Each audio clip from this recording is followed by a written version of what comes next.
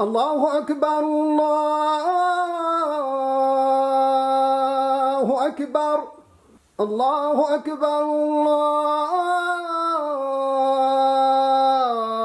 الله أكبر أشهد أن لا إله إلا الله أشهد أن لا إله إلا الله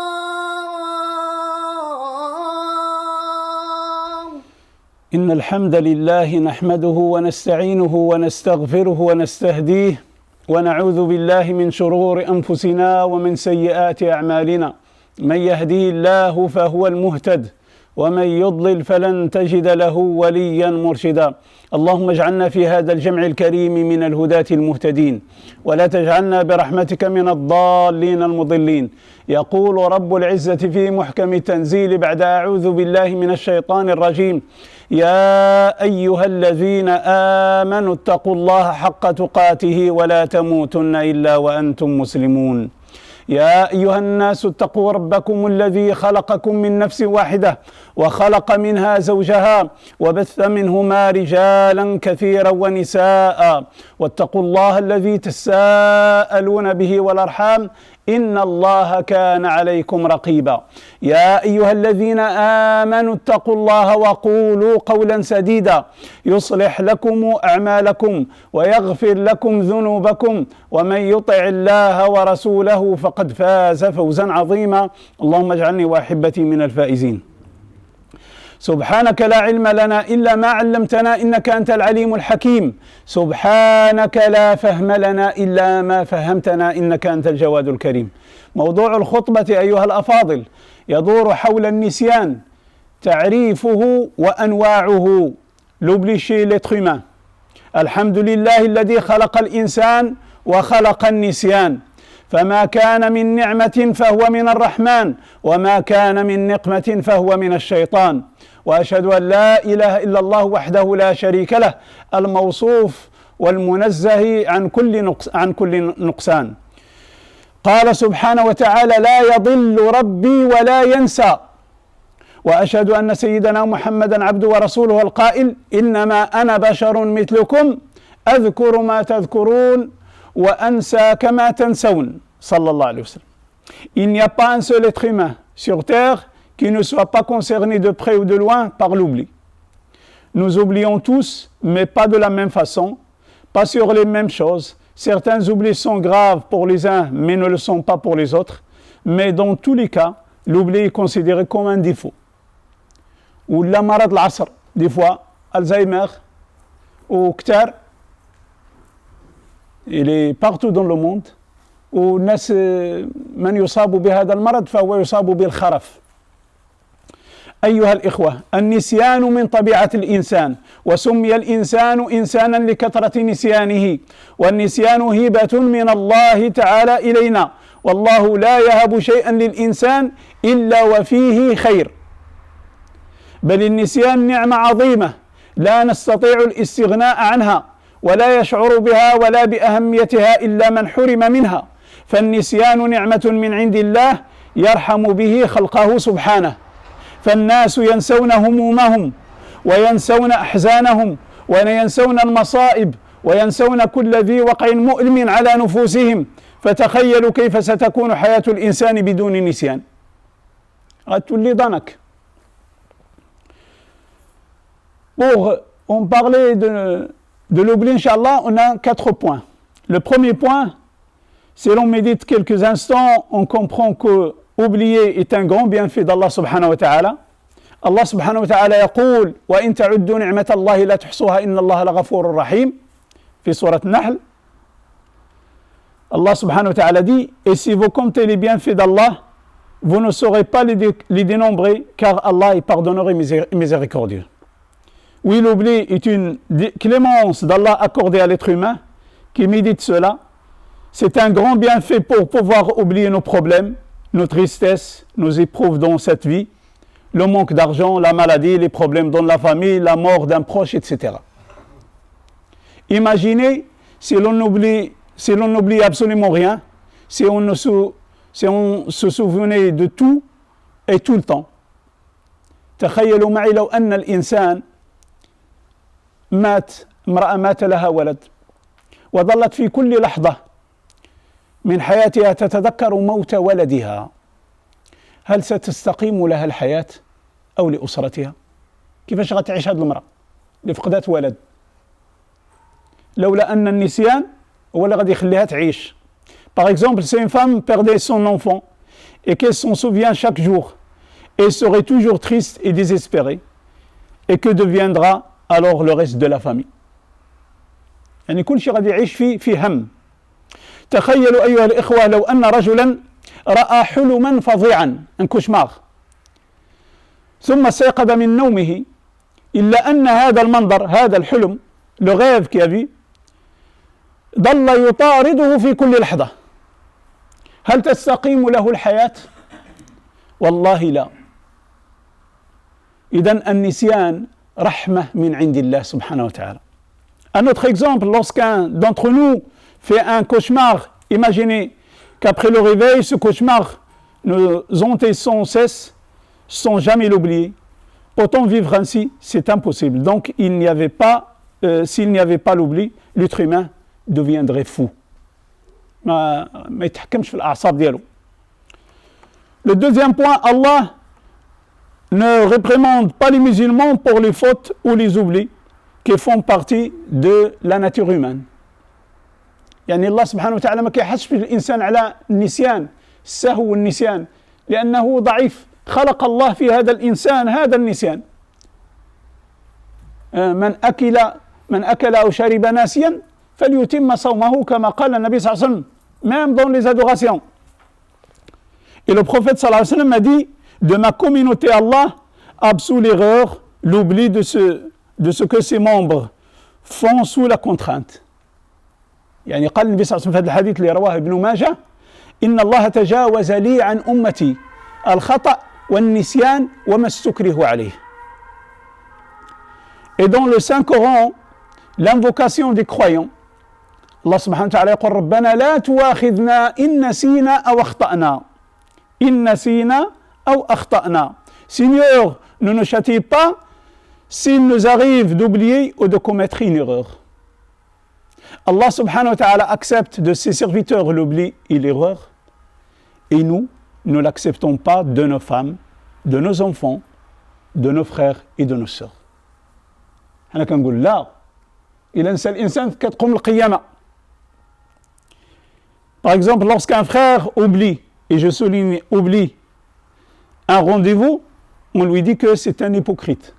صافي ديجا كنوصلوا لدرجة النفاق. لا شوية. إلا نسى فعنده العذر. Il a une excuse dans l'islam. Lorsqu'un frère oublie un rendez-vous, on dit de lui que c'est un hypocrite alors qu'il a oublié. Acceptons les erreurs et les oublis des autres comme Allah subhanahu wa ta'ala le fait pour nous.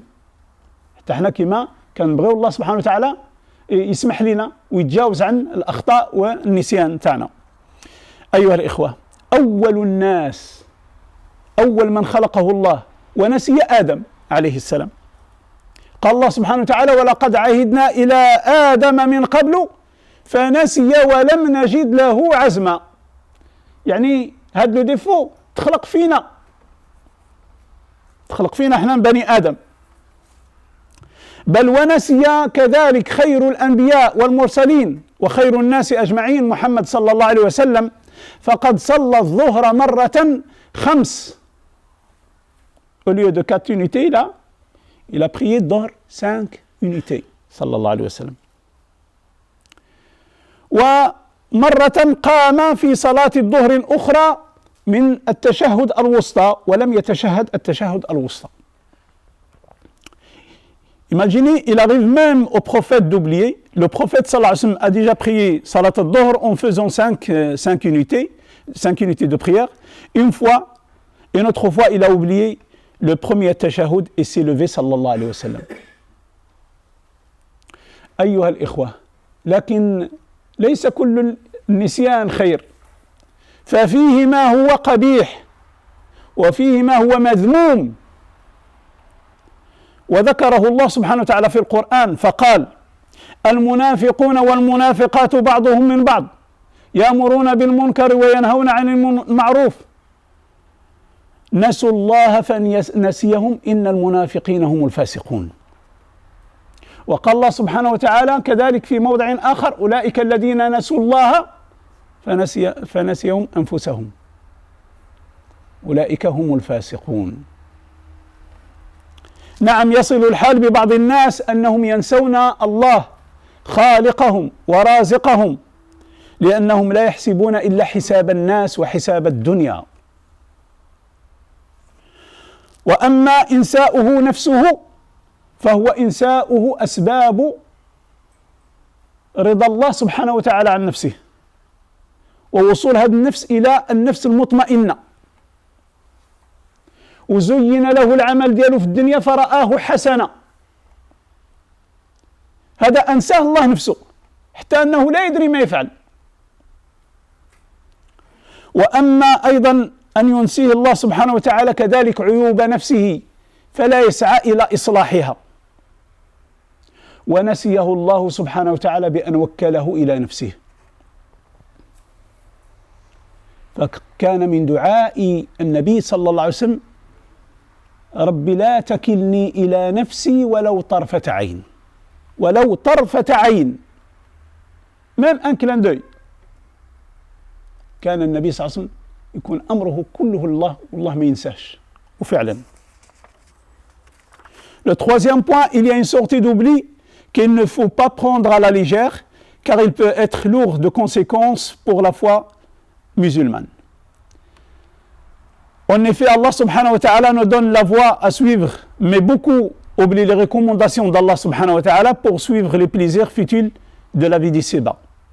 Il ne faut pas tomber dans l'oubli de notre Créateur, Allah subhanahu wa ta'ala, celui vers qui nous allons rendre les comptes le jour du jugement. Si nous oublions Allah dans cette vie, sachant que la mort peut arriver à n'importe quel instant, nous serons ressuscités et nous devrons rendre des comptes de cette négligence. N'oublions pas que nous serons interrogés sur nos biens, sont-ils licites ou non. Lorsque l'on oublie, Allah subhanahu wa ta'ala nous envoie des rappels qui peuvent être les épreuves te concernant directement ou pas pour se rappeler de Allah subhanahu wa ta'ala. Lorsque nous voyons ces morts à cause du Covid-19 dans le monde entier, c'est pas qu'ici en France, c'est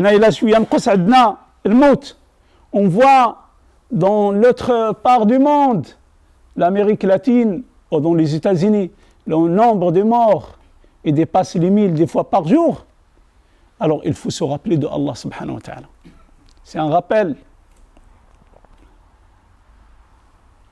Car si nous persistons à oublier malgré les signes de Allah subhanahu wa ta'ala, Allah subhanahu wa ta'ala il a dit « Nasullaha fanasiyahum » ils ont oublié Allah et il les a alors oubliés. فنسأل الله سبحانه وتعالى أن لا ينسانا يا أرحم الراحمين. أقول قولي هذا وأستغفر الله العظيم لي ولكم فاستغفروه يا فوز المستغفرين.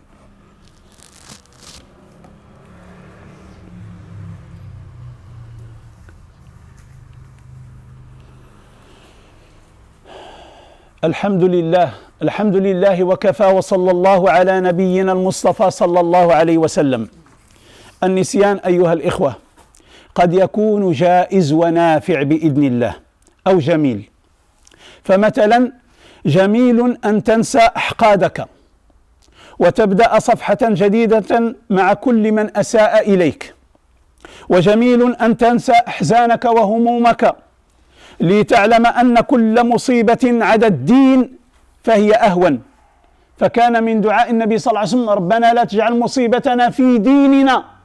ما دام عندك الدين فأي مصيبة فهي هينة، لأنك مازال مؤمن، مازال مسلم، مازال تؤمن بالله، مازال تذكر الله، لا تنسى الله، فالله لا ينساك. وجميل أن تنسى سقطاتك وانتكاساتك لترفع هامتك عاليا وتعلن بداية الانطلاق من جديد، لأن الإنسان لابد مرة يسقط مرة ينجح، هذه هي الدنيا، ولكن خصو ينسى. وتذكر فقط تقصيرك في حق من حولك، وأن الفضل وحده لله، وحينما تحسن لغيرك فإنك في الواقع تحسن إلى نفسك قبل أن تحسن لغيرك. قال الله تعالى: إن أحسنتم أحسنتم لأنفسكم. Enfin, quatrièmement, l'oubli peut être bénéfique pour le croyant. Oui, il est aussi bon pour notre foi d'oublier les bonnes actions accomplies afin d'en accomplir encore plus, et ainsi d'augmenter notre foi en Allah subhanahu wa ta'ala. Il est bon pour nous d'oublier le mal que nous ont fait nos frères, nos sœurs, afin de leur pardonner et de gagner en récompense le paradis.